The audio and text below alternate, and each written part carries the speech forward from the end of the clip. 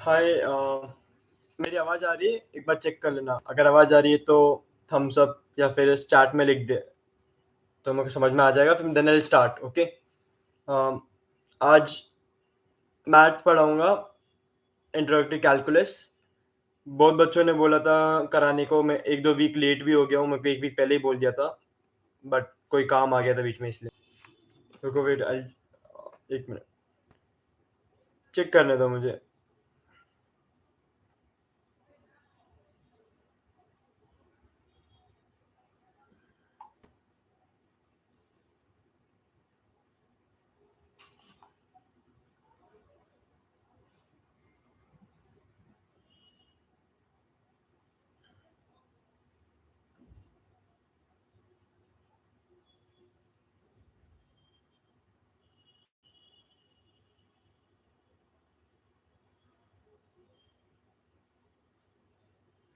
एक सेकंड, मैं म्यूट कर रहा हूँ।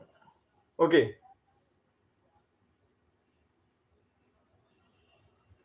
पता चल गया।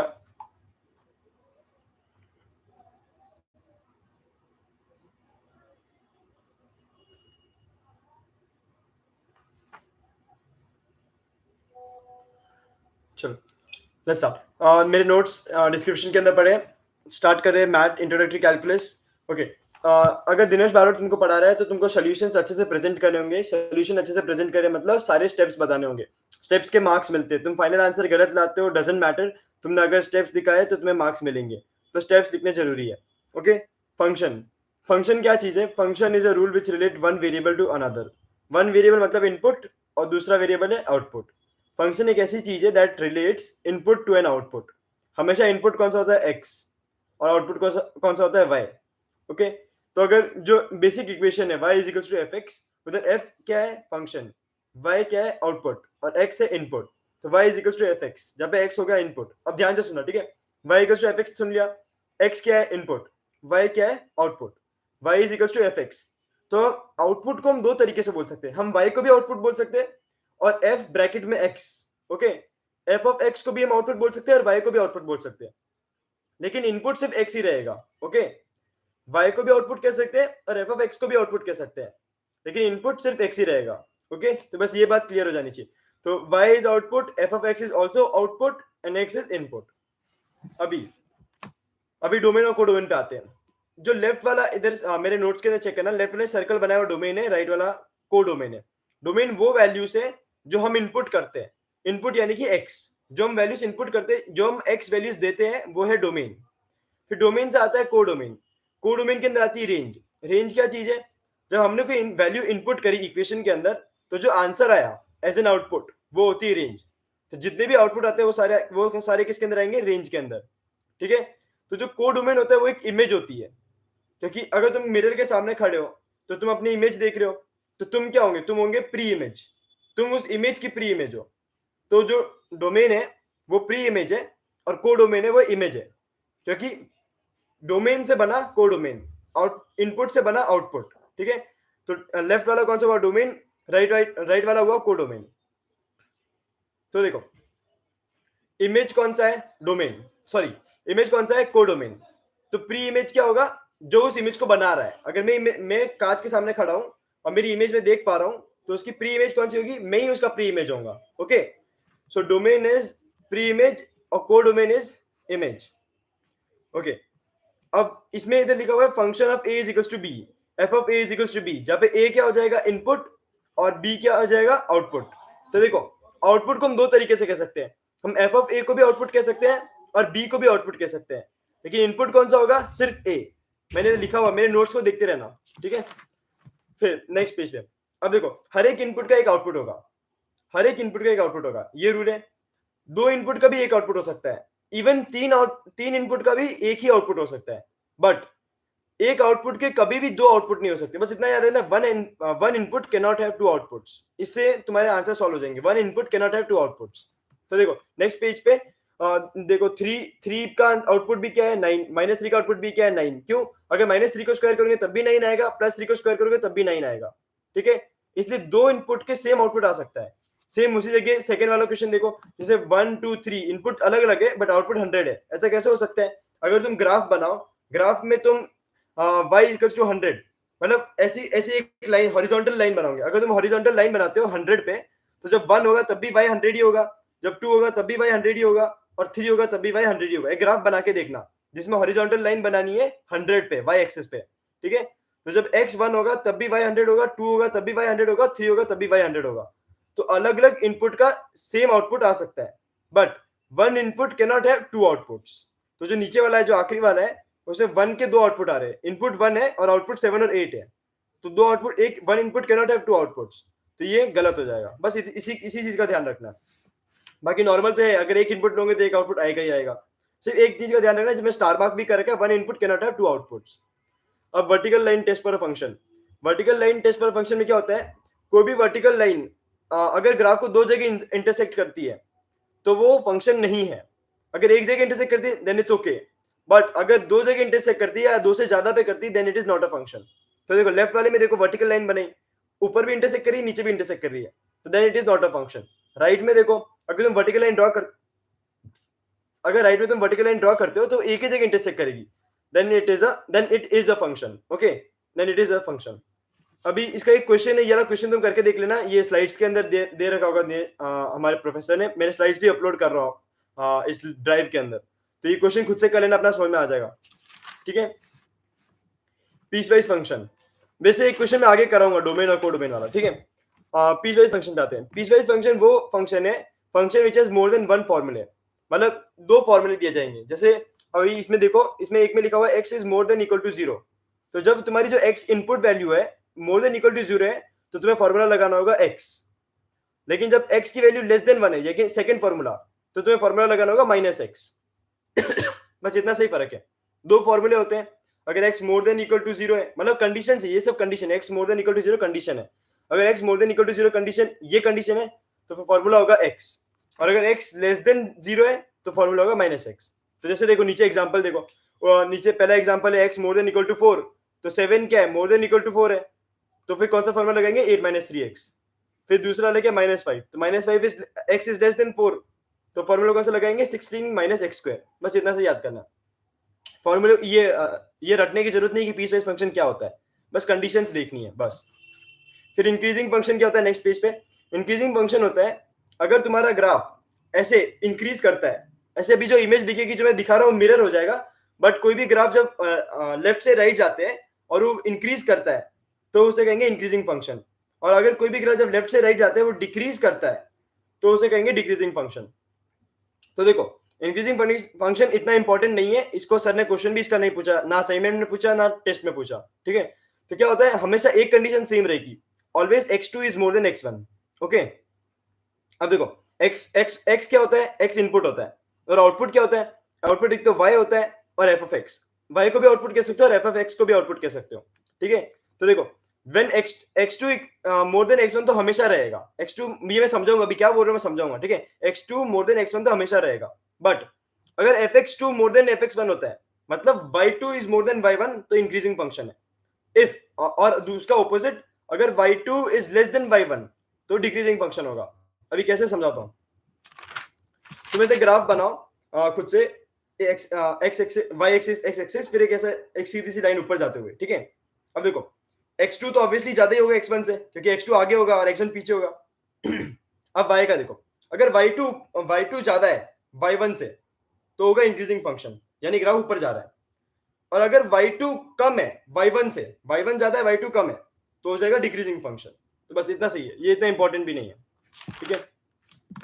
फिर हाँ देखो, तो इंक्रीजिंग फंक्शन के क्वेश्चन दिए, तो एक कंडीशन तो सेम रहेगी हमेशा, x2 is more then x1, तो ऊपर भी x2 पहला क्वेश्चन देखो a, तो x2 is more then x1, ये तो ये कंडीशन तो हमेशा सेम रहेगी। लेकिन हमें क्या चेक करना है, हमें आउटपुट चेक करना है, यानी कि fx देखना है। तो देखो इधर क्या आ रहा है, fx2 is more then fx1 आ रहा है, मतलब y2 is more then y1, तो इंक्रीजिंग फंक्शन। सेम दूसरे क्वेश्चन ही चेक करो, दूसरा वाला आंसर भी इंक्रीजिंग फंक्शन ही है। कहीं भी नहीं समझ में आए तो मुझे बोल देना, मैं वापस समझा दूंगा, या फिर मेरे से पर्सनली यूनिवर्सिटी में कहीं भी दिखे मुझे पूछ लेना, ठीक है। इवन फंक्शन ऑड फंक्शन, चलो ये इंपॉर्टेंट है। देखो हमको पता करना है कि कोई फंक्शन इवन है कि ऑड है, तो कैसे करेंगे। तो सबसे पहले क्या करना है, हमको कोई क्वेश्चन दिया है, फॉर एग्जांपल पहला क्वेश्चन लेते हैं, fx is equal to 5x square plus 3, तो हमें क्या करना है, f को ब्रैकेट के अंदर माइनस x करना है, ठीक है। जहां पे भी x लिखा हुआ है उधर हमें माइनस एक्स लिखना है। तो देखो पहले f माइनस एक्स किया, अब एक्स स्क्वायर था, ठीक है, तो x की जगह माइनस एक्स लिखना था, तो f ब्रैकेट में माइनस एक्स का होल स्क्वायर प्लस 3। अब इसको पूरा सॉल्व करो, एंडिंग में सॉल्व करने पे क्या आया, 5x² + 3। ये 5x² + 3 किसके बराबर है वो चेक करो, प्लस एफ ऑफ एक्स के बराबर है कि माइनस एफ ऑफ एक्स के बराबर है। अगर प्लस एफ ऑफ एक्स के बराबर है तो इवन, और अगर माइनस एफ ऑफ एक्स के बराबर है तो ऑड। रुको एक सेकंड, पानी पीने दो, एक minute.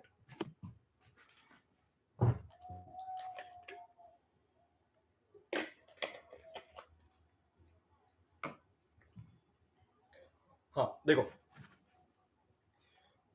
F function y is F of X is even function. अगर हमेशा सिंपल सी बात है, जब भी इवन और क्या क्वेश्चन आता है तो तुम्हें माइनस एक्स प्लेस करना है, कहाँ पे, एक्स की जगह पर, ठीक है। तो माइनस एक्स प्लेस करा, फिर तुमने उसको सॉल्व किया, अगर answer plus F of x की तरह आता है तो इवन है, और अगर answer minus F of x आता है तो ऑड है, ठीक है।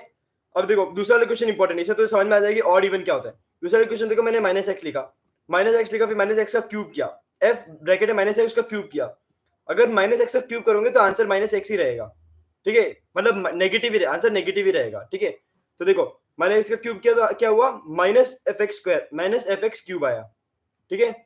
फिर आया +3। अब देखो क्या लिखा, माइनस एफ एक्स क्यूब +3। इसमें तुम माइनस को अगर कॉमन लेते हो, अगर माइनस को कॉमन लेते हो तो क्या होगा, ब्रैकेट में रह जाएगा 5x क्यूब -3। तो ये ना तो माइनस एफ ऑफ एक्स के बराबर है और ना ही प्लस एफ ऑफ एक्स के बराबर है, तो ना ही इवन है ना ही ऑड है। तो सिंपल सी बात है, माइनस एक्स को प्लेस कर दो हर जगह, फिर बाद में चेक करो प्लस एफ ऑफ एक्स के बराबर है या माइनस एफ ऑफ एक्स के बराबर है। अगर प्लस के एफ ऑफ एक्स के बराबर है तो इवन, और माइनस एफ ऑफ एक्स के बराबर है तो ऑड, ठीक है। अगर ये जो स्टार मार्क वाले क्वेश्चन वो कर लिए ना, तो मतलब तुमसे सारे क्वेश्चन बाकी के हो जाएंगे, तो बाकी सारे करने की जरूरत नहीं है, ठीक है। फिर दूसरे पेज पे एक स्टार मार्क के क्वेश्चन, अगर f x equal to x cube plus x, ठीक है, तो माइनस एक्स का क्यूब करेंगे तो क्या आएगा, माइनस एक्स क्यूब आएगा प्लस माइनस एक्स। तो अभी देखो, अभी माइनस को अगर तुम कॉमन लेते तो बाहर आया माइनस, फिर ब्रैकेट में क्या है, एक्स क्यूब प्लस एक्स, तो ऊपर के बराबर है, तो देखो माइनस एफ एफ एक्स आया, माइनस एफ एफ एक्स मतलब ऑड, ओके। फिर यार नीचे वाला क्वेश्चन वापस सेम आएगा तो वापस मैं करूंगा, अभी दूसरे पेज पे आ जाओ। इधर फाइंड डोमेन, को डोमेन एंड रेंज, ठीक है। डोमेन क्या होता है, डोमेन होता है इनपुट, और रेंज क्या होता है, आउटपुट। तो डोमेन क्या हो जाएगा, जो हम इनपुट्स दे रहे हैं, जैसे -2 -1 0 और 1। बस एक सेकंड रुकना, मैं अपने दोस्त को बोल देता हूँ।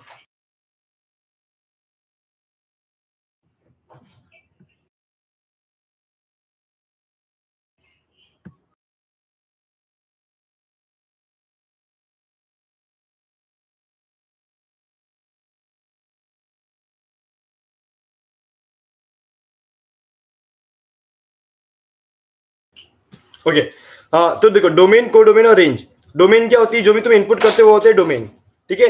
तो डोमेन जैसे -2 -1 0 1 ये तुम्हारे एक्स है, ये तुमने इनपुट किया, तो ये सारे हो जाएंगे डोमेन।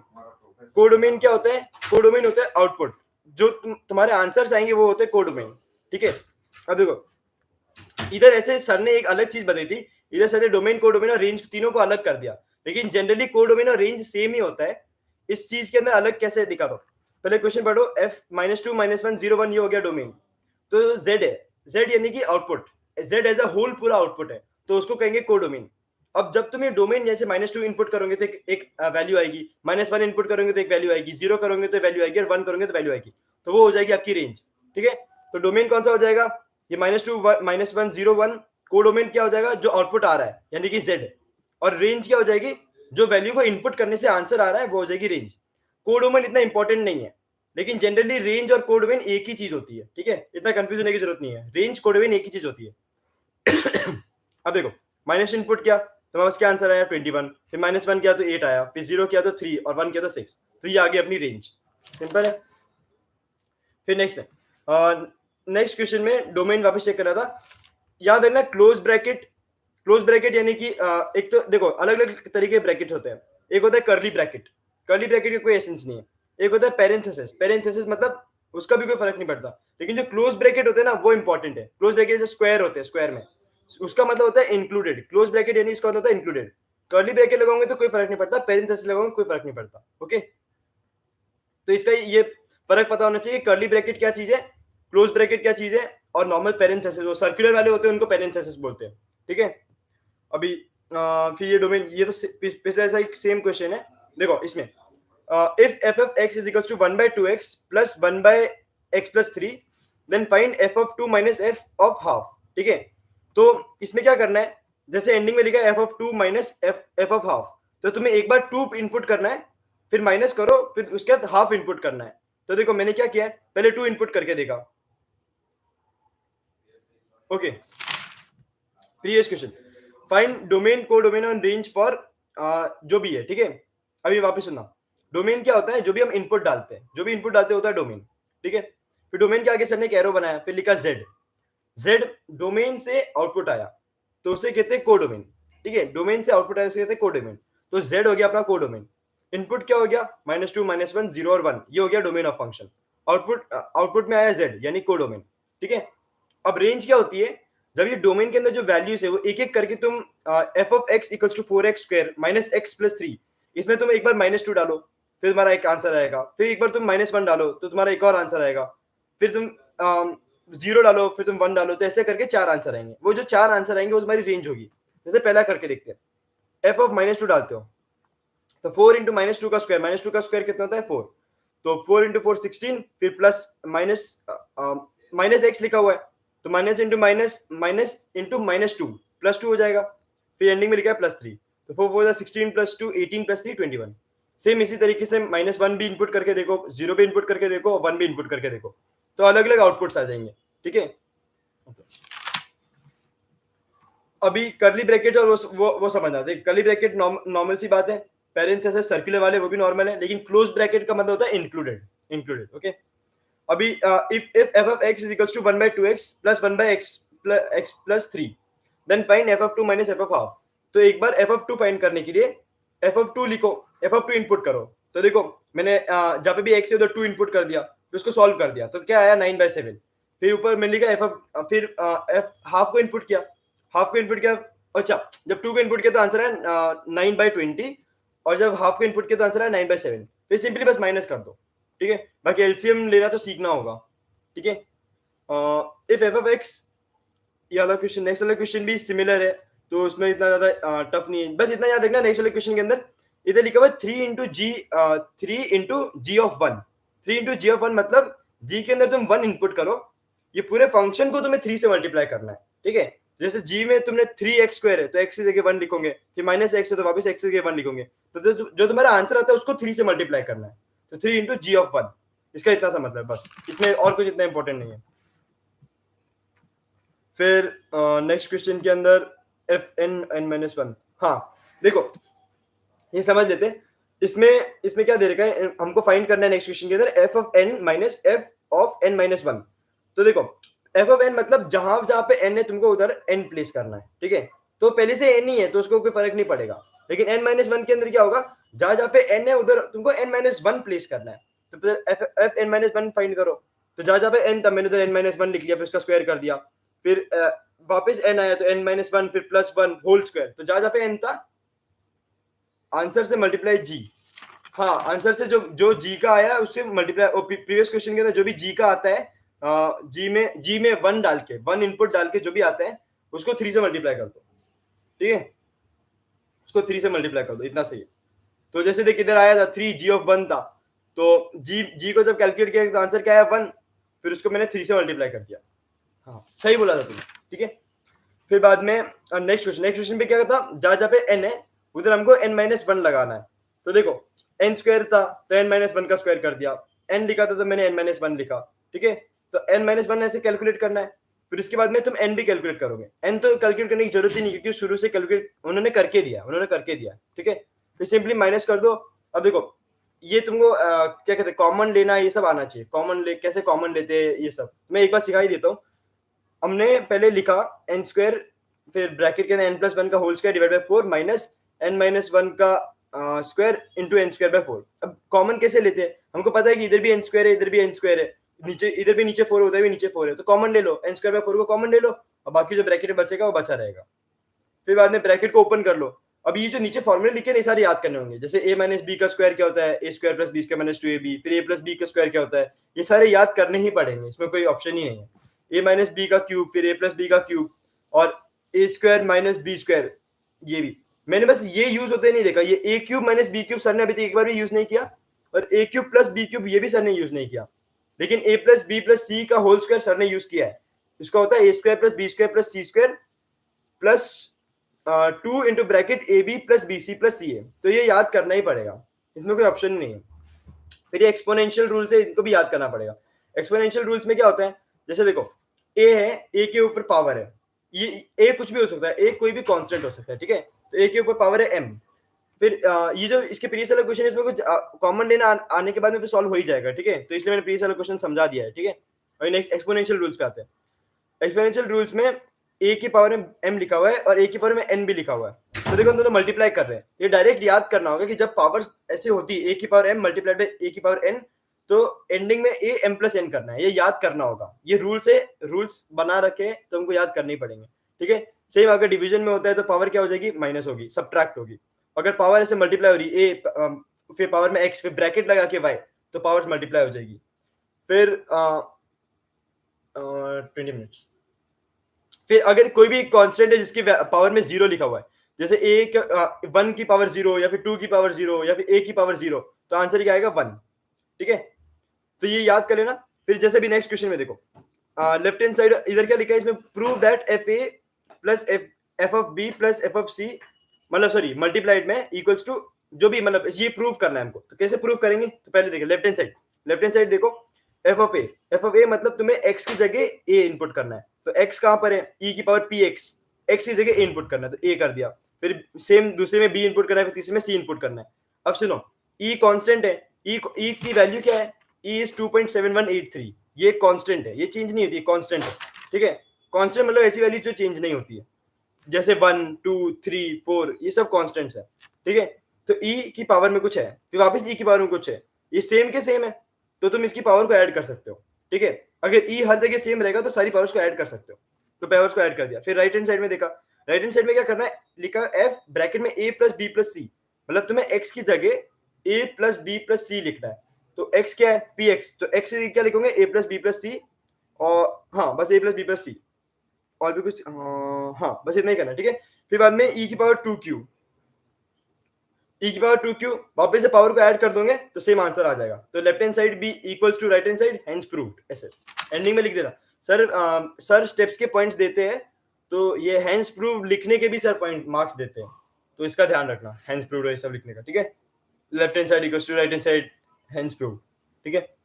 अब देखो लॉगरिथमिक भी देखो, एक्सपोनेंशियल रूल्स अलग होते हैं, लॉगरिथमिक अलग होते हैं, थोड़ा सा ही फर्क होता है, ज्यादा फर्क नहीं होता है, बट ये भी याद करने होंगे। लॉगरिथमिक में क्या होता है, अगर ln a plus ln b है, तो जो ln a है, a will multiply with b, तो ln a b हो जाएगा, ठीक है। अब अगर सब्ट्रैक्ट हो रहे हैं तो फिर डिवाइड करना चले जाएगा, तो ln a plus b is equal to ln a into b, और ln a माइनस b है तो ln a divided by b, ठीक है। ln x की पावर n, तो वो n आगे आ जाएगा, n आगे आ जाएगा, तो ये डायरेक्टली याद करना होगा, ठीक है। दो चीज होती है, एक होता है ln और एक होता है log। ln होता है नेचुरल लॉग, ठीक है, इसलिए वो ln लिखा हुआ है, ln मतलब नेचुरल लॉग। और अगर सिर्फ log लिखा हुआ है, log होता है log बेस 10, जो हमारे कोर्स में नहीं है। log बेस 10 हमारे कोर्स में नहीं है, हमारे कोर्स में ln है, ln यानी कि नेचुरल लॉग। और जो log होता है log बेस 10, वो हमारे कोर्स में नहीं है, ठीक है। तो हमें ln की बात करते हैं, नेचुरल लॉग। नेचुरल लॉग का बेस क्या होता है, जैसे log लॉग का बेस 10 होता है, तो नेचुरल लॉग का बेस होता है e का मतलब होता है यूलर्स नंबर, जो कि मैंने बोला था अभी 2.7183 जिसकी वैल्यू है, तो वो बेस होता है नेचुरल लॉग का। लेकिन ये अपने काम की चीज नहीं है, ये अपन को नहीं समझनी, अपन को बस इतना याद रखना है ln का मतलब होता है नेचुरल लॉग, ठीक है। तो देखो fx equals to ln x, अभी क्या करना है, इसमें दिखाना है कि left hand side equals to right hand side. तो एक बार f(2) लिखा, f(3) लिखा, f(4) लिखा, तो ln के अंदर एक बार 2 लिख दो, फिर ln 3 लिख दो, फिर ln 4 लिख दो। अभी सेम लॉगरिथमिक रूल्स क्या बोलते हैं, ln a plus b, ln a plus ln b is equal to ln a into b। तो सेम इसमें सबको मल्टीप्लाई करना है, तो ln 2 इंटू 3 इंटू 4, तो क्या आएगा, 2 3 जा 6, 6 4 जा 24, ln 24 आ गया, ठीक है। अभी देखो फॉर्मूला क्या था, fx equal to ln x, तो इधर ln x की जगह क्या है, 24 है, तो इसको तुम f ऑफ 24 लिख सकते हो। तो hence left hand side equal to right hand side, फिर हेंस प्रूफ लिख सकते हो, बस इतना सही करना है। अभी डोमेन वाले ये सब, ये थोड़े इंपॉर्टेंट है और इसको समझना, इनमें थोड़ा समझने की ट्रिक होती है। पहला क्वेश्चन है, find the domain and range of fx equals to 2, फिर under root x plus 4। Root का एक ही चीज है कि रूट के अंदर जो वैल्यू है वो नेगेटिव नहीं होनी चाहिए, बस इतने सी। तो डोमेन कैलकुलेट करते तुम्हें से इतना सा ध्यान रखना है कि रूट के अंदर नेगेटिव वैल्यू नहीं आनी चाहिए। अब रूट के अंदर नेगेटिव वैल्यू कैसे नहीं आ सकती? अगर तुम मेरे -4 लिखते हो तो 0 आएगा, और 0 का रूट 0 ही होता है, ठीक है। अगर तुम वैल्यू -4 से भी छोटी लेते हो, जैसे कि -4.1, याद है ना, -4.1 -4 से छोटी होती है, बड़ी नहीं होती, ओके। -5 -4 से छोटी होती है, -6 भी -4 से छोटी होती है, जैसे पीछे जाओगे वो छोटी होती रहेगी। तो -4 से पहले वाली वैल्यू, मतलब हाँ, -4 से कम वैल्यूज नहीं ले सकते तुम, ठीक है। तो क्या करना होगा, -4 टू इन्फिनाइट, -4 टू इन्फिनाइट कोई भी वैल्यू ले सकते हो, -4 उससे फिर -3 -2 -1, बीच में वो डेसिमल्स में -3.99 या फिर 3.5 सब ले सकते हो, ठीक है। तो ऐसे डोमेन कैलकुलेट करना है। तो जब भी अंडर रूट आता है, तुम्हें 2-3 बस टाइप याद करना है। अगर 2-3 टाइप्स याद हो गए ना, तो ऐसे सारे क्वेश्चंस बन जाएंगे तुमसे। सिर्फ 2-3 टाइप्स याद रखना है। तो देखो, इसमें क्या होता है, we can not take square root of a negative number.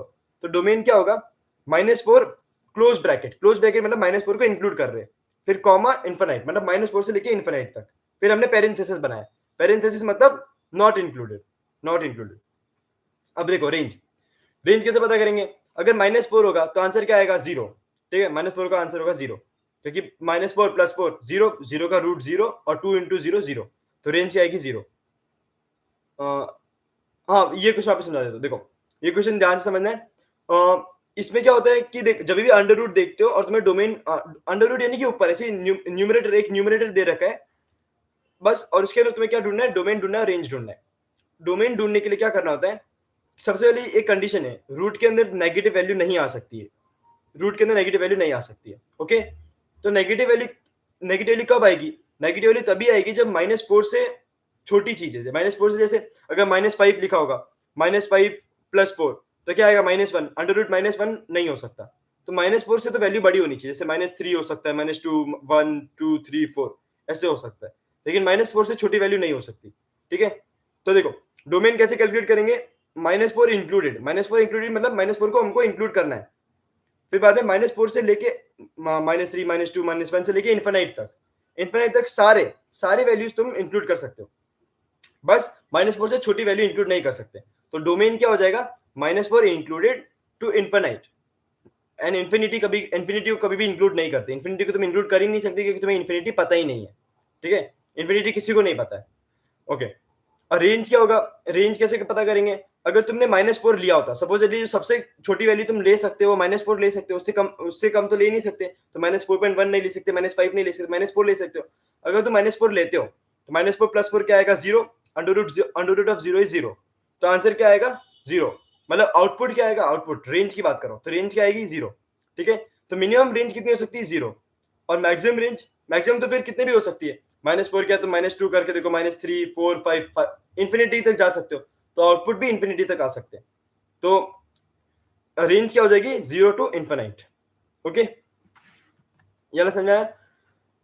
ध्यान से सुनना, अगर अभी नहीं समझ आया तो वापस ये वाला पार्ट देखना, और नहीं तो मेरे से यूनिवर्सिटी में पूछ लेना, ओके। कुछ भी नहीं समझ में आया तो फाइन। अभी नेक्स्ट क्वेश्चन, लॉगरिथमिक रूल्स तो पढ़ा दिए थे, पाई की वैल्यू 3.14 होती है या फिर 22/7 होती है, ठीक है। और next, find the domain and range of 2x³ - x।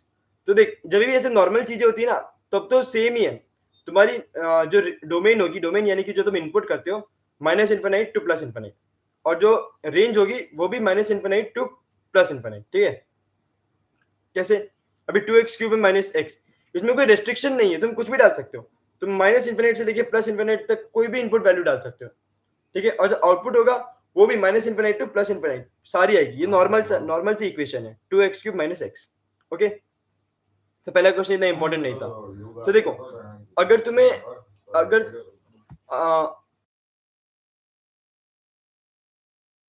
अगर तुम्हें -∞ टू +∞ सारी चीजें बतानी है ना, तो रियल नंबर्स क्या होते हैं, रियल नंबर्स -∞ से लेके +∞, इन सबको रियल नंबर्स बोलते हैं, ठीक है। तो तुम सिर्फ रियल नंबर भी लिख सकते हो, या फिर -∞ टू +∞ भी लिख सकते हो। तो मैंने नोट्स में अच्छे से हर जगह लिखा है, आर का मतलब रियल नंबर, आर का मतलब रियल नंबर, एक भी जगह छोड़ा नहीं, ठीक है। तो ध्यान से मेरे नोट्स देखना, समझ में आ जाएगा। तो -∞ टू इन्फिनिट लिखो या फिर रियल नंबर लिखो, एक ही बात है, ठीक है। फिर find the domain, next question, find the domain. अभी ये वाला ध्यान से सुनना, ठीक है। इसमें क्या, f(x) = 2/x/1,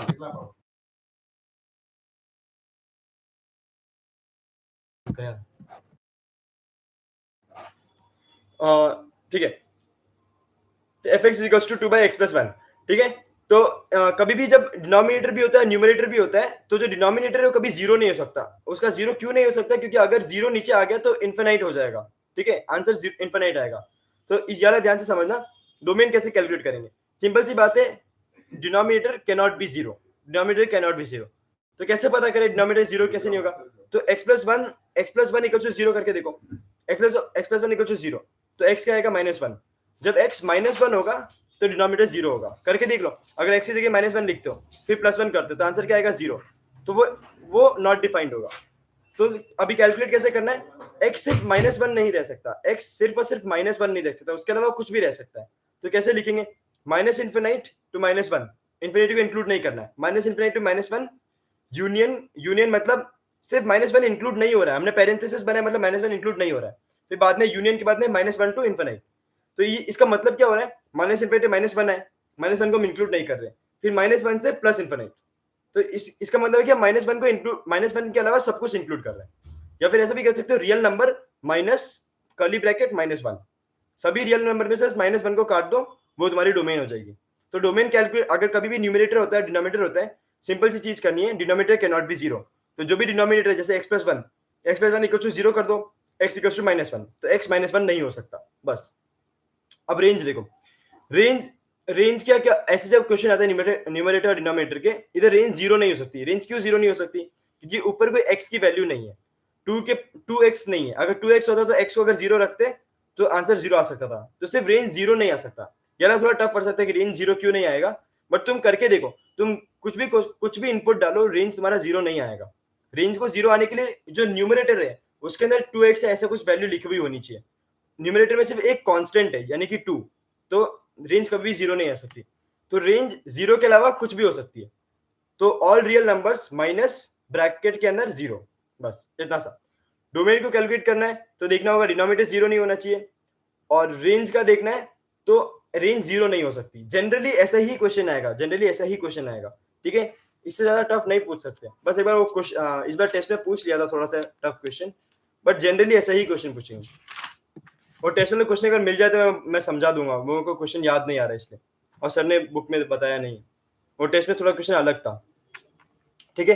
कंबाइनिंग फंक्शन बहुत सिंपल है, इसमें ज्यादा दिमाग भी नहीं लगाना है। अगर एफ, इसमें ये भी याद नहीं रखना कि विद इक्वल डोमेन ऐसा लिखा हुआ है नहीं लिखा हुआ है, सिर्फ सिंपल से एफ प्लस जी ब्रैकेट में एक्स लिखा है तो f of x plus g of x, f minus g x लिखा है तो बस मल्टीप्लाई करना नॉर्मल सा, f of x minus g of x. बाकी तो तुम्हें आता ही है, एफ ऑफ एक्स को कैसे कैलकुलेट करते हैं, जी ऑफ एक्स को कैसे कैलकुलेट करते हो तो आता ही है, तो सिंपल है। और जैसे एफ ऑफ एफ जी है और एफ इंटू जी ब्रैकेट में एक्स लिखा है तो f of x into g of x, तो ये सब सिंपल है। लास्ट वाला डिवीजन में भी f of x divide by g of x, but कभी भी डिनोमिनेटर जीरो नहीं हो सकता। क्यों जीरो नहीं हो सकता? क्योंकि अगर डिनोमिनेटर जीरो हो गया तो वैल्यू नॉट डिफाइंड हो जाएगी, इसलिए G X not equal to zero, बस इतना ध्यान रखना है।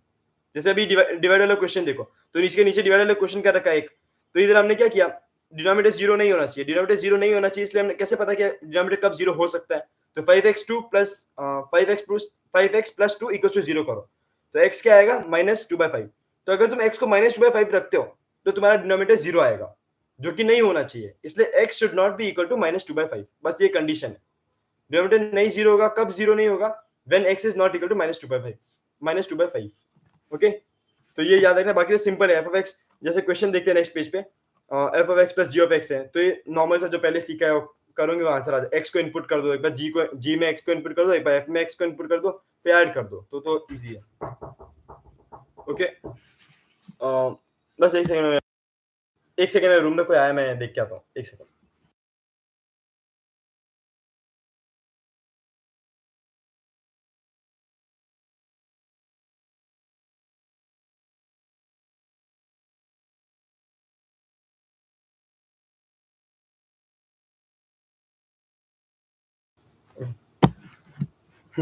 तो डिवीजन वाला समझ में आ गया, बस डिनोमिनेटर जीरो नहीं होना चाहिए।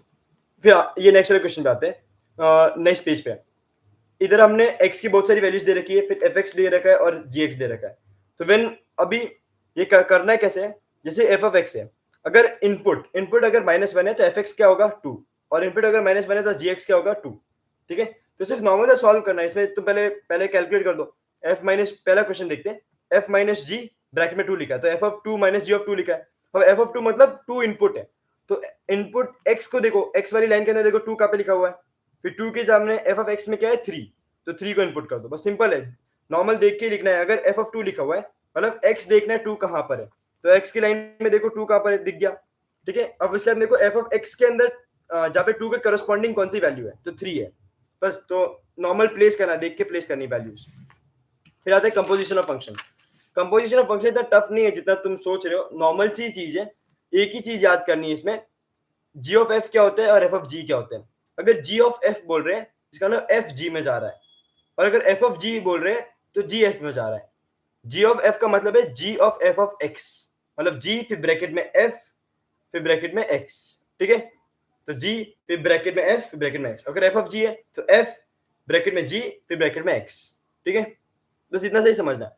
तो अगर जी ऑफ एफ बोला तो एफ जी में जा रहा है, और एफ ऑफ जी बोला तो एफ ऑफ जी बोला तो जी एफ में जा रहा है, ओके। तो बाकी वो कंडीशन याद करने की जरूरत नहीं है कि को domain of F is equal to domain of G, ये कंडीशन याद करने की जरूरत नहीं है, वो सर ने ऐसे ही बोल दिया था बट एग्जाम में नहीं पूछेंगे, ठीक है। लेकिन फिर भी मैं बता देता हूँ फॉर सेफ साइड पर रहने के लिए। अगर जी ऑफ एफ बोला है तो देखो उस वो जो डायग्राम बनाया मैंने अपने बुक के अंदर, उसमें डायग्राम में देखो ए क्या हो जाएगा, एफ का डोमेन ए। हाँ गुड मॉर्निंग ऋषिनाथ, मेरी इधर नाइट हो रही है, ठीक है। हाँ तो देखो एफ का डोमेन क्या होता है एक्स, और एफ का को डोमेन क्या होता है एफ ऑफ एक्स, ठीक है। और जी का डोमेन क्या हो जाएगा एफ ऑफ एक्स, और जी का को डोमेन हो जाएगा G of F of X, okay. तो बस इतना सा ध्यान रखना है, जो बीच वाले बी वाले पे फोकस करो, बी वाले पे फोकस करो, ठीक है। को डोमेन ऑफ एफ मतलब बी वाला पार्ट, और कोड डोमेन ऑफ जी मतलब बी वाला पार्ट। अगर ये दोनों सेम है यानी codomain of F is equal to domain of G, तो ये कंडीशन मीट करेगी और तुम कंपोजिशन कर सकते हो। ये कंपोजिशन की कंडीशन होती है, अगर जी ऑफ एफ लिखा हुआ है तो codomain of F is equal to domain of G, ये कंडीशन है, ओके। अगर एफ ऑफ जी कर रहे हैं तो codomain of g is equal to domain of f, ये उसकी कंडीशन है। बट ये कंडीशन इतनी इंपॉर्टेंट नहीं है, अगर नहीं समझ में आ रही तो छोड़ दो, ओके। जितना बोला उतना याद रखना बस, क्योंकि एफ ऑफ जी क्या होता है और जी ऑफ एफ क्या होता है, बस, ओके। अभी नेक्स्ट क्वेश्चन पे आते हैं। देखो इन्होंने फाइंड करने को बोला है F of g of x. F of g of x कैसे फाइंड करेंगे, तो सबसे पहले जी ऑफ एक्स की वैल्यू डालनी है। जी ऑफ एक्स की वैल्यू देख लो, ऊपर क्या है एक्स प्लस वन डाल दिया। अब एफ के ब्रैकेट में एक्स प्लस वन लिखा हुआ है, तो जहां जहां पे भी एक्स है उधर तुम्हें एक्स प्लस वन प्लेस करना है। तो देख लो एक्स कहाँ पे, f x equal to x square plus three x plus one लिखा हुआ है, तो एक्स स्क्वायर की जगह तुम्हें एक्स प्लस वन डालना होगा, तो एक्स प्लस वन का स्क्वायर हो जाएगा। फिर थ्री एक्स लिखा है तो थ्री के ब्रैकेट में फिर एक्स प्लस वन हो जाएगा, फिर प्लस वन। तो देखो नॉर्मल है, अगर f of g of x ढूंढना है तो पहले जी एक्स की वैल्यू डाल दो जो भी तुमको दे रखी है, फिर बाद में एफ एक्स प्लस वन लिखा हुआ है तो एक्स प्लस वन को एक्स की जगह डालो, एक्स प्लस वन को एक्स की जगह डालो एफ वाली इक्वेशन के अंदर, ओके। तो ये सेम है, बस इनपुट करना आना चाहिए। एक बार तुमने अगर प्रैक्टिस कर ली ना, अगर शुरू वाली चीज प्रैक्टिस कर ली तो तुम्हें ये वाली चीज भी आ जाएगी, ओके। फिर नेक्स्ट क्वेश्चन के अंदर, नेक्स्ट क्वेश्चन के अंदर ये चीज इंपॉर्टेंट है। नेक्स्ट क्वेश्चन के अंदर मैंने रेड स्टार बनाया हुआ है, इसमें a plus B plus C का होल स्क्वायर है। इसका अब मैंने बोला था वो याद करना ही पड़ेगा। a plus B plus C का होल स्क्वायर होता है a square plus B square plus C square plus 2 bracket में A B plus B C plus C है, तो ये याद करना ही पड़ेगा। अगर ये वो याद नहीं होगा तो फिर ये क्वेश्चन सॉल्व नहीं होगा, ऐसा क्वेश्चन सॉल्व नहीं होगा। तो मैंने ऊपर नेक्स्ट पेज के अंदर राइट में टॉप में लिखा भी है ये वाला फॉर्मूला, ठीक है। तो इसमें बस इतनी चीज ध्यान रखनी थी। अभी नेक्स्ट क्वेश्चन पे नेक्स्ट क्वेश्चन बस नॉर्मल है, इतना जो सब कुछ लिखा है तामझाम वो इतना काम का नहीं है। इन्होंने एंडिंग में क्या लिखा, find the composite function n, फिर ब्रैकेट है बड़ा टी फिर ब्रैकेट है छोटा टी। तो हमको क्या करना था, पहले बिग टी फिर ब्रैकेट में छोटा टी, वो उसको प्लेस कर दो, तो क्या हो गया n 3t प्लस 1.2। फिर अभी जो 3t प्लस 1.2 है, इसको n वाली वैल्यू में जहां जहां पे भी t लिखा हुआ है ना, उधर तुम्हें 3t प्लस 1.2 लिखना है। तो अगर t स्क्वायर है तो देखो 29 इंटू टी स्क्वायर की जगह क्या लिखा हमने 3t प्लस 1.2 का होल स्क्वायर, फिर माइनस 146t, तो 146 वापस t की जगह तुम्हें सेम की सेम चीज प्लेस करनी, इनपुट करनी है बस। फिर इसको सॉल्व करना आना चाहिए। सॉल्व करने भी एक ट्रिक है, तो ट्रिक मतलब सॉल्व करना मुश्किल है मैं समझता हूँ, बट कोशिश करनी होगी सॉल्व करने की, ओके। फिर ये इतना इंपॉर्टेंट नहीं कि देखो याद देखो इधर लिखा हुआ express n as a function of t, function of t लिखा हुआ है ना, मतलब t छोटे ब्रैकेट्स में आएगा। याद देखना ऑफ के बाद में क्या लिखा हुआ है, तो अगर express n as a function of t लिखा हुआ है तो t ब्रैकेट में आएगा, अगर ऐसे लिखा express T as a function of N लिखा है तो एन ब्रैकेट के अंदर आएगा। तो वापस से करते हैं, express N as a function of T मतलब एन ब्रैकेट में टी, और अगर तुम्हें express T is a function of N तो टी ब्रैकेट में एन। फिर इधर लिखा हुआ है express T is a function of N not possible. ये बहुत कॉम्प्लिकेटेड है, तो नहीं समझो तो छोड़ दोगे तो चलेगा, ठीक है। मेरे को समझ में आ गया, बट तुमको समझोगे तो और कॉम्प्लिकेटेड हो जाएगा, तो इसको छोड़ दो। ओके, नेक्स्ट वाला क्वेश्चन लॉजिकल है, तो इसके क्वेश्चन पढ़ते हैं, ठीक है। A efficiency study of morning shift at a certain factory indicates that an average worker who arrives on the job at 8 a.m. कोई भी एवरेज वर्कर जो 8 am पे फैक्ट्री के अंदर आता है will have assembled f of x equals to minus x cube plus 6x square plus 15x television sets x hours later, मतलब 8 से x hour later. How many sets will such a worker have assembled by 10 am? ठीक है, तो 8 और 10 में कितना फर्क है? 2 घंटे का फर्क है। तो 2 घंटे बाद कितने टेलीविजन सेट तैयार हो गए होंगे? बस तो 2 को इनपुट करना है, इतना सही समझना है। x की जगह 2 लिखो, आंसर आ जाएगा। ओके, फिर नेक्स्ट क्वेश्चन, इसमें देखो नेक्स्ट क्वेश्चन जहां भी मैं रेड पेन यूज करो, रेड पेन का मतलब होता है कि वो इंपॉर्टेंट है। रेड पेन में मैंने क्या लिखा हुआ है इधर? x% मतलब मैं इधर बताना चाहता था कि परसेंट एक यूनिट है, इधर परसेंट एक यूनिट है। Suppose that during a nationwide programme to immunize the population against a certain form of influenza, public health officials found that the inoculating cost is the cost of inoculating X% of the population was approximately this much. ठीक है, तो X%, ठीक है, बस percent को ध्यान रखना। और फिर एंडिंग में क्या लिखो है? अप्रोक्सीमेटली $1,000,000, वो भी एक यूनिट है। तो एंडिंग में क्या पूछा इन्होंने? What was the cost of inoculating 50% of the total population. तो तुम्हें 50% लिखना है, तो यूनिट सेम है, तुम डायरेक्टली 50 डाल सकते हो, तो जहां जहां पे भी एक्स हो जाए तुम 50 लिखोगे, तो तुम्हारे पास आंसर किसके अंदर आएगा? $1,000,000 के अंदर आंसर आएगा। बस यूनिट्स पे ध्यान देना बहुत इंपॉर्टेंट है, ठीक है। अब आते हैं population of dear, next question. Population of dear in a forest can be controlled by a model. तो ये मैंने ना इनकम्प्लीट क्वेश्चन लिखा है बुक के अंदर, इनकम्प्लीट क्वेश्चन है, कंप्लीट कर लेना। px is equals to 1960 bracket में x plus 1760 divide by 7x plus 4। वापस से रिपीट कर रहा हूं, 1960 ब्रैकेट में x plus 1760 divide by 7x plus 4। अब देखो इसमें रेड पेन से मार्क किया मैंने, where x is the number of years in the future. x है क्या? x को डिफाइन किया इन्होंने, x is the number of years in the future, याद रखना, इन द फ्यूचर। तो जो ये प्रेजेंट ईयर है उसको वो काउंट नहीं कर रहे हैं। x is the number of years in the future मतलब अगले साल से वो काउंट कर रहे हैं, इस ईयर को काउंट नहीं कर रहे हैं। तो how many deer live in the forest this year, पहला क्वेश्चन है how many deer live in this forest this year. तो इस साल तो कोई नहीं ले रहा है, क्योंकि x क्या है? x अगले साल से काउंट होना शुरू हो रहा है। तो दिस ईयर मतलब x is 0, this year x is 0, तो x को 0 इनपुट करके देखो, जो आंसर आएगा तो तुम्हारा आंसर होगा। बस यही समझना था, ठीक है। इन्होंने क्या लिखा था? x is the number of years in the future, तो इस साल को काउंट नहीं किया है, तो दिस ईयर का पूछे तो x इज 0, बस इतना सा देखना, ठीक है। फिर how many deer will live in this forest 9 year later, तो 9 x के 9 डाल दो। फिर उसके अंदर लिखा है, फिर लास्ट वाला है how many years will the deer population में 283। तो इधर इन्होंने हमको आउटपुट दे रखा है, तो आउटपुट 283 लिख दो और हमको x ढूंढना है, तो x मिल ही जाएगा। आउटपुट की जगह px की देखो px इक्वल टू 283, तो यानी कि तुम्हें पहले जहां पे भी px है पूरे px की जगह 283 लिखो, पूरा सॉल्व कर दो, आंसर आ जाएगा। तो मेरे नोट्स में चेक करो, समझ में आ जाएगा। ओके, अभी याला सपोज याला भी इंपॉर्टेंट है। अभी मैं जो ही पढ़ा रहा हूँ उसका तुरंत रिवाइज कर लेना। अगर तुमने इस वीडियो देखने के बाद रिवाइज कर ली तो याद रहेगा लॉन्ग टर्म के लिए, नहीं तो फिर वापस से वही सेम भूल जाओगे, बार बार वीडियो देखनी पड़ेगी। एक बार ही देखनी पड़े, इसके बाद याद कर ही लो पूरा एक साथ, ठीक है। जल्दी आज और कल में पूरा याद कर लो, फिर कभी देखने की जरूरत ना पड़े, ठीक है। Suppose the total cost in the cost in dollars of manufacturing q units a certain commodity is given by the function। तो देखो q यूनिट्स एक वो क्या कहते हैं, इसकी यूनिट है मतलब, ठीक है। q यूनिट्स को बनाने के लिए कॉस्ट कितना है जो भी इन्होंने दे रखा है। तो compute the cost of manufacturing 10 units, 10 units को मैन्युफैक्चर करने की तुमको 10 डालना है, x की जगह 10 q की जगह 10 डालना है, q की जगह 10 डालना है, ठीक है। अभी लास्ट सेकंड क्वेश्चन क्या है? Compute the cost of manufacturing 10th unit. इन्होंने ऐसा नहीं बोला कि 10 यूनिट्स का बताओ या फिर 5 यूनिट्स का बताओ, इन्होंने बोला 10th यूनिट, मतलब उनको सिर्फ उस पर्टिकुलर यूनिट का ही पता करना है, उनको सिर्फ 10th यूनिट का ही पता करना है, ठीक है। तो तुम कैसे पता करोगे? पहले 10 यूनिट्स का पता कर दो, फिर 9 यूनिट्स का पता कर दो, तो 10 माइनस 9 करोगे तो पर्टिकुलर यूनिट की कॉस्ट आ जाएगी तुम्हारे पास। ओके, तो नेक्स्ट चीज, तो पहला वाला तो इजी है, सेकंड वाला देखना। तो तुम्हें सी ब्रैकेट में 10, तो क्यू की जगह 10 डाला, ठीक है।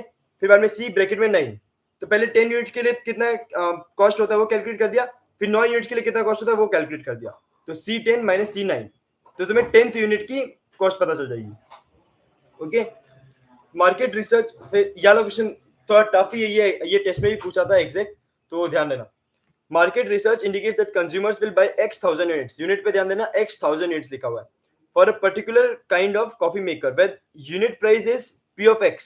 ठीक है, एक यूनिट की प्राइस कितनी है, p ऑफ x, और यूनिट कितने खरीद रहे, x 1000 यूनिट्स। ठीक है, तो p of x is equal to 0.276 plus $15,000, ठीक है।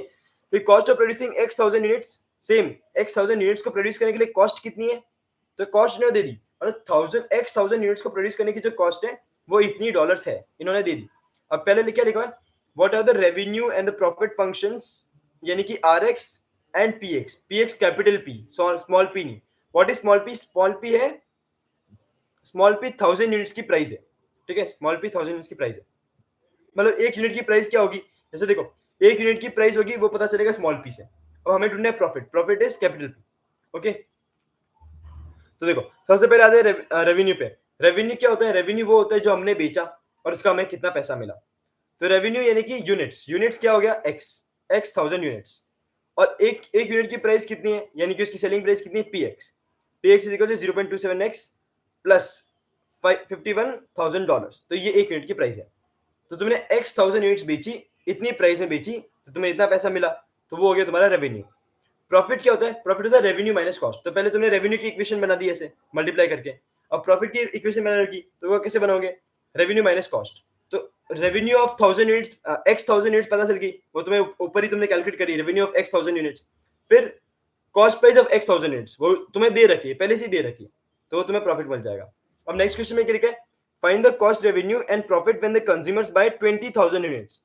ठीक है, तो x की यूनिट क्या थी, x की यूनिट थी x 1000 यूनिट्स, तो 20,000 यूनिट्स को तुम 20x लिख सकते हो, समझे। अगर 20,000 यूनिट्स है और x की यूनिट क्या थी, x 1000 यूनिट्स, तो तुम 20,000 यूनिट्स को 20x लिख सकते हो। ओके, इसीलिए जब कॉस्ट कैलकुलेट हमें इन्होंने रेवेन्यू और प्रॉफिट कैलकुलेट करने को बोला है, तो उसके लिए कॉस्ट भी कैलकुलेट करनी पड़ेगी ऑब्वियसली। तो हमने हर जगह 20 को इनपुट किया, 20,000 को इनपुट नहीं किया। तो कॉस्ट में भी 20 इनपुट किया है, फिर रेवेन्यू में भी 20 इनपुट किया है, और प्रॉफिट में भी 20 ही इनपुट किया है। ठीक है, तो देखो पहले कॉस्ट कैलकुलेट किया, फिर रेवेन्यू कैलकुलेट किया, फिर प्रॉफिट के लिए रेवेन्यू माइनस कॉस्ट सब्ट्रैक्ट कर दिया, बस। ब्रेक इवन पॉइंट, इसके नीचे लिखा break even point. Break even point वो होता है, वो पॉइंट होता है जब पे प्रॉफिट जीरो होता है। और प्रॉफिट कब जीरो होगा, जब रेवेन्यू और कॉस्ट बराबर होगा। तो देखो मैंने पूरा कैलकुलेट करके बताया, P of F is equal to R of x minus C of x, तो पी ऑफ एक्स को जीरो बना दिया, तो R of X is equal to C of X, मतलब जब रेवेन्यू और कॉस्ट बराबर होगा, तो सिंपल सी बात है, जितना तुमने खरीदा उतने में तुमने बेच दिया, तो प्रॉफिट नहीं होगा, सिंपल है। Revenue is equal to cost price. Okay, फिर ये डिस्क्रिमिनेंट मेथड है नेक्स्ट पेज पे, बी स्क्वायर माइनस 4ac। अगर बी स्क्वायर माइनस 4ac की वैल्यू मोर देन जीरो आती है तो 2 रियल वैल्यूज मिलेगी। ठीक है, और अगर इक्वल टू जीरो आती है तो 1 रियल वैल्यू मिलेगी, और लेस देन जीरो आती है तो नो रियल वैल्यू। वो लेस देन जीरो वाला अपने कोर्स में नहीं है, पहले दो को समझाऊं। तो अगर कोई भी मोर देन जीरो वैल्यू आती है, फॉर एग्जाम्पल 1 हमारा आंसर आता है, तो फिर दो वैल्यू कैसे आएगी, एक होगा b प्लस 1 डिवाइड बाई 2 है, फिर दूसरी होगी b माइनस 1 डिवाइड बाई 2 है, तो दो वैल्यू होगी। ठीक है, b प्लस 1 डिवाइड बाई 2 है और b माइनस 1 डिवाइड बाई 2 है। 1 मैंने एक एग्जांपल के लिए लिया, कुछ भी हो सकता है, 1 2 3, b मोर देन 0 कुछ भी हो सकता है। और अगर b इक्वल टू 0 होता है तो अंडर रूट 0, तो b plus minus 0 divide by 2 है, तो एक ही बात हो गई ना, प्लस माइनस से फर्क पड़ने नहीं वाला, b प्लस 0 डिवाइड बाई 2 है या फिर b माइनस 0 डिवाइड बाई 2 है, वो तो एक ही बात है, b बाई 2 ही होगा। तो when b square minus 4ac equals to 0, तो 1 रियल वैल्यू। ठीक है, तो सिंपल सी बात है, अगर मोर देन जीरो होता है तो 2 रियल वैल्यूज, इक्वल टू 0 होता है तो 1 रियल वैल्यू, और लेस देन 0 है वो हमारे कोर्स में नहीं है। अब ठीक है, लास्ट पार्ट है वीडियो में, मेरे 5 मिनट हो जाएगा अभी, ध्यान से समझना, ये ट्रिक मैंने ही बनाई है तो कहीं मिलेगी भी नहीं। मैं पूरी कोशिश करूंगा समझाने की, ध्यान सुनो। दो चीजें होती है, एक होता है वर्टिकल, एक होता है हॉरिजॉन्टल। ठीक है, वर्टिकल जब भी सुनो तो याद रखना फंक्शन गेट्स अफेक्टेड, वर्टिकल जब भी सुनो फंक्शन गेट्स अफेक्टेड। और हॉरिजॉन्टल जब भी सुनो input variable gets affected. Okay, horizontal कभी भी सुनो input variable gets affected. Input variable क्या होता है? एक्स. इनपुट वेरिएबल जो इनपुट करते हो. ठीक है. फंक्शन क्या होता है? आउटपुट. आउटपुट यानी एफ ऑफ एक्स या फिर कह दो वाई. ठीक है. तो इनपुट फंक्शन क्या होता है? F of X. और इनपुट वेरिएबल क्या होता है? एक्स. बस याद रखना. वर्टिकल में फंक्शन गेट्स अफेक्टेड, हॉरिजॉन्टल में input variable gets affected. Vertical के जो आंसर आता है वो नॉर्मल होता है, मतलब जो तरीका होता है वो नॉर्मल होता है. और हॉरिजॉन्टल का जो तरीका होता है वो नॉट नॉर्मल, मतलब नॉर्मल का उल्टा, अब नॉर्मल कह सकते हो. तो वर्टिकल का तरीका नॉर्मल, हॉरिजॉन्टल का नॉट नॉर्मल. ठीक है. अभी देखो, अगर शिफ्ट कहीं भी शिफ्ट सुनो तो एडिंग, शिफ्ट में क्या होता है? एडिंग ऑफ पॉजिटिव और नेगेटिव कांस्टेंट.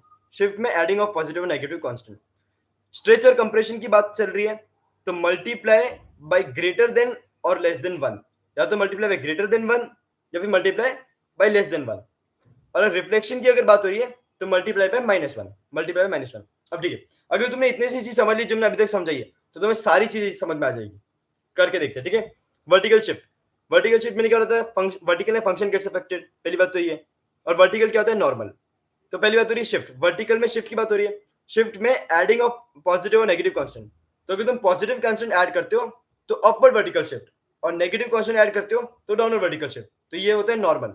वर्टिकल में फंक्शन में ऐड करना होगा. फंक्शन में पॉजिटिव कांस्टेंट ऐड करेंगे, अपवर्ड वर्टिकल शिफ्ट. फंक्शन में नेगेटिव कांस्टेंट ऐड करोगे, डाउनवर्ड वर्टिकल शिफ्ट. ठीक है. अब हॉरिजॉन्टल पे आते हैं.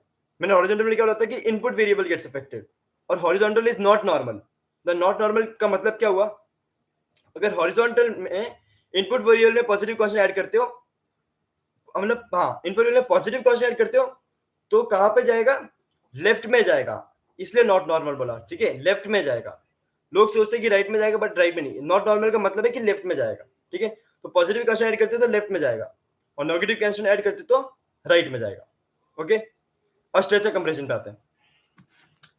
स्ट्रेचर कंप्रेशन में वर्टिकल पे, वर्टिकल में अगर तुम if the function is multiplied by constant which is greater than 1, अगर मल्टीप्लाई बाय कांस्टेंट, सबसे पहली बात वर्टिकल में फंक्शन गेट्स अफेक्टेड.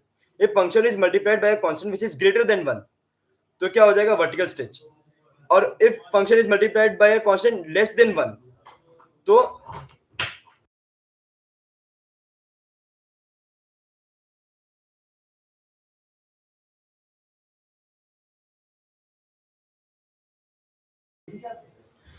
अगर function is multiplied by, sorry for the interruption, वापस कंटिन्यू करते हैं. When a function is multiplied by constant less than 1 तो क्या हो जाएगा? Vertical compression. वर्टिकल का फंक्शन गेट्स अफेक्टेड, और दूसरी बात वर्टिकल नॉर्मल होता है. ठीक है. तो कंप्रेशन में क्या होगा? स्ट्रेच के अंदर होगा multiply by constant greater than 1, और कंप्रेशन में multiply by constant less than 1. Okay. तो बस इतना से याद रखना. अब हॉरिजॉन्टल के अंदर देखो, हॉरिजॉन्टल के नॉट नॉर्मल मैंने क्यों बोला था, उस पर फोकस करना. ठीक है. तो हॉरिजॉन्टल स्ट्रेच बोले when input variable is multiplied by constant which is less than 1. Stretch होता है ना, स्ट्रेच पे लेस देन 1 और कंप्रेशन पे मोर देन 1, तो उल्टा हो गया नॉट नॉर्मल पे. ठीक है. नॉट नॉर्मल पे उल्टा हो गया. तो देखो, हॉरिजॉन्टल स्ट्रेच के अंदर when input variable is multiplied bye a constant which is less than 1 stretch में, और कंप्रेशन के अंदर when input variable is multiplied bye a constant which is greater than 1. ठीक है. वो शुरू वाले कंडीशन वापस से जो मैंने समझाया था वो याद करोगे तो तुम्हें सारी चीज वापस याद हो जाएगी. ओके. अब लास्ट वाला, वर्टिकल रिफ्लेक्शन और horizontal reflection. Vertical reflection when function is multiplied bye -1, और horizontal reflection when input variable is multiplied bye -1. Okay. Normal है. वर्टिकल रिफ्लेक्शन मतलब एक्स एक्सिस के ऊपर रिफ्लेक्शन होगा, ये एक्स एक्सिस से ऊपर का नीचे आ जाएगा.